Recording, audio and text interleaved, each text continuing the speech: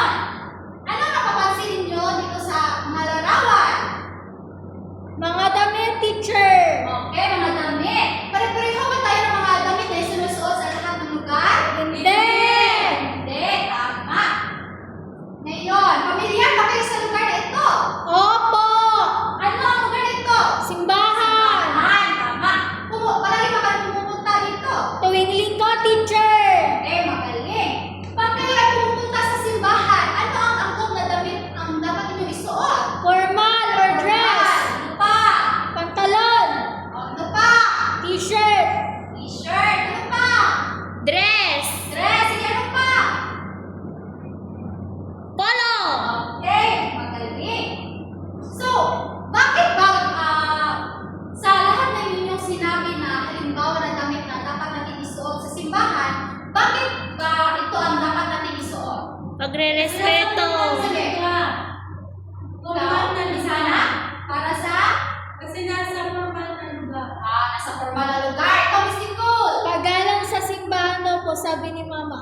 Okay, pagkalang sa simbahan. Ikaw, MJ. Pagre-respeto. Okay, pagrespeto sa sarili at sa ibang tao. Ayun. So, ano nga ang paksa natin ngayong umaga? Pakibasa, mga bata. Nakapipili Ng angkop na pananamit sa panahon ng pagdadalaga at pagbinata. Okay, tama. Ngayon, bago matapos ang ating aralin, kayo ay pakibasa. Natutukoy ang mga angkop na pananamit sa panahon ng pagdadalaga at pagbibinata na ipapakita ang pagpapahalaga sa pagsusuot ng malinis, maayos at disenteng pananamit bilang paggalang sa sarili. Nakapipili ng angkop na pananamit para sa iba't ibang sitwasyon tulad ng paraanan Bahay at okasyon. Okay. Ngayon, ano napapansin ninyo sa larawan? Masikip Ano ang ba? Mataba? Masikip ang damit? Ano ba? Nahirapan. Siya ay nahihirapan. Ako ba ang sinuot ng binata sa damit o hindi? Hindi. Hindi. Tama, mahusay. Hindi dahil ito ay hindi niya ka-size na damit. Dahil sa panahon ng pagdadalaga at pagbibinata, ang katawan natin ay nag-iiba na din. Nag-iiba na ang hugis ng ating katawan. Ngayon, meron tayong mga dapat tandaan sa pagpili ng damit. Pakibasa, mga bata. linis at maayos, komportable sa katawan, angkop sa lugar at okasyon, disente at nagbibigay galang sa sarili. Tama.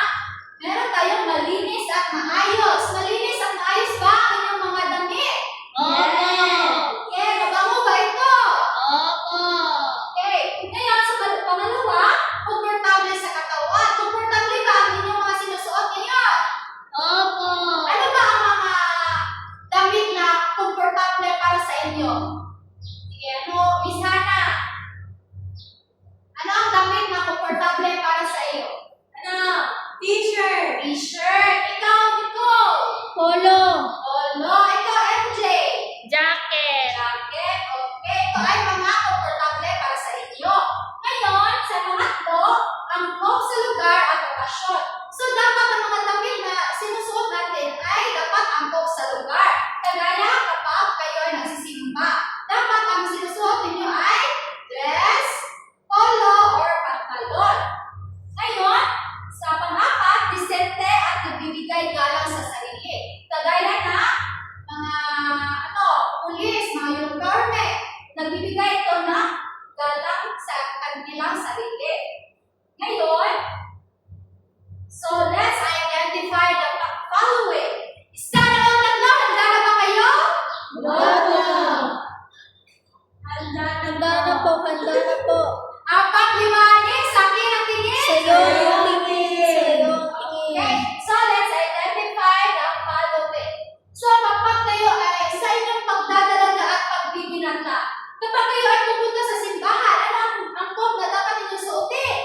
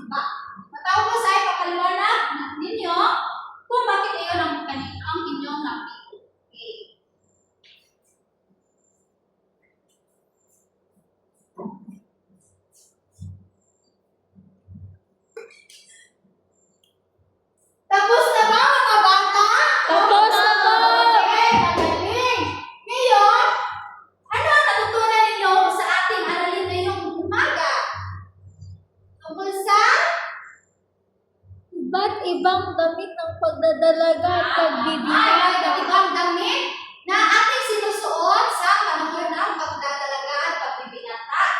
Ngayon, para sa inyong assignment, pakibasa mga bata. Gumuhit ng dalawang halimbawa ng angkop na pananamit para sa paaralan, bahay, espesyal na okasyon. Sumulat ng isa o tatlong at tatlong pang ngusap kung bakit